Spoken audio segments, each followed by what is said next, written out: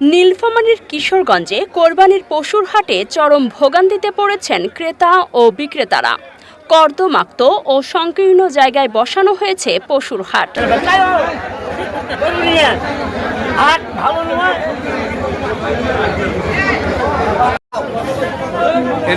গরু ওঠে হাটে, কলেজ মাঠে নাগে ৮-১০ হাজার গরু ওঠে।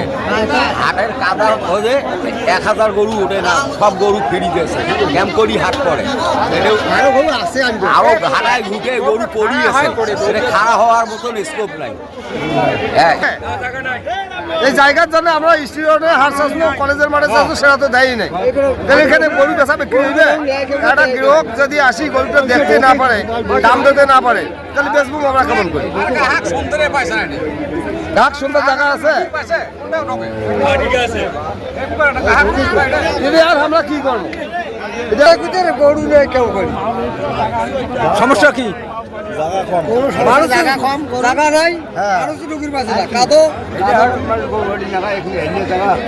গোড়ায় হাটে কাদো জায়গা আছে, মানুষ ঢোকে কুদি আর গরু কেনে কুদি, গরু ধরে পড়ে।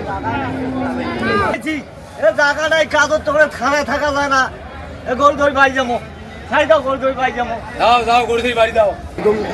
প্রিয় কৃষকবাসী, আপনারা দেখতেছেন আজকে যে গরু ছাগলের হাট।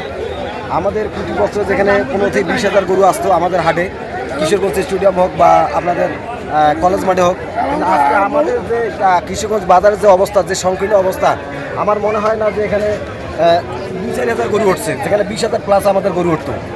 তো আজকের এই অবস্থার জন্য দায়ীকে আমরা জানি না। আমরা ঊর্ধ্বতন যারা কর্মকর্তা আছেন তারা অবশ্যই আমাদের হাটটাকে কীভাবে প্রসারিত করা যায়, কীভাবে মানুষের যাতায়াত সোজা করা যায়, সেই দিকটা একটু লক্ষ্য রাখবেন। হাটের এমন অবস্থা, মানুষ গরু নিয়ে আসতেছে এবং গরুগুলো আবার ঘরে নিয়ে যাচ্ছে, মানে কেউ গরু বিক্রি করতে পারতেছে না, শুধু গরু দাঁড়ায় আছে। মানুষ যে হাটের একবার এমন কাদা অবস্থা যেটা বলার বাইরে, মানে কাদায় ভর্তি হয়ে গেছে। আর গরু আপাতত আছে কিন্তু ক্রেতা নাই, বলতে ক্রেতা ঢুকবে কোন দিক থেকে, বিক্রি করবে কোন দিক দিয়ে, মানে এমন একটা অবস্থা দাঁড়াইছে। তো এত সমস্যা যেটা বলার বাইরে, মানে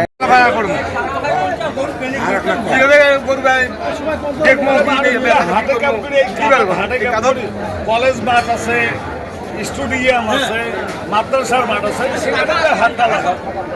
মানুষের একটু ভোগান্তি দেখে একটু পরিবেশ আছে, কোনো পরিবেশ ছিল।